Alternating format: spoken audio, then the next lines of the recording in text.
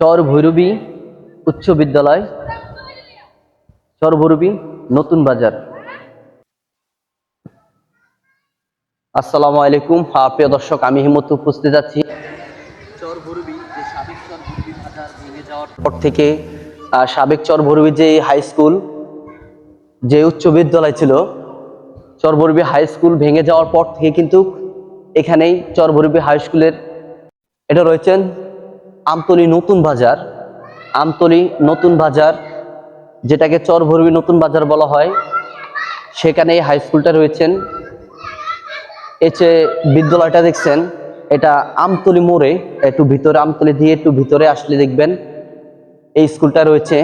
আমরা এই স্কুলে আজকে ঘুরতে আসলাম, তো আপনাদেরকে ভিডিওর মাধ্যমে দেখাইলাম।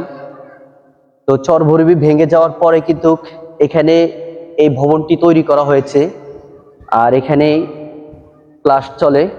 চর ভৈরবী যে সাবেক বাজার ছিল, চর ভৈরবীর সাবেক বাজারে কিন্তু যে স্কুল ছিল, যে বড় একটা স্কুলের মাঠ ছিল, যেখানে আমাদের হায়দ্রগঞ্জ বাজার থেকে, রায়পুর, লক্ষ্মীপুর থেকে, অনেক দূর দূর অঞ্চল থেকে ওখানে খেলাধুলা করার জন্য অনেক ভালো ভালো প্লেয়ার আসতো।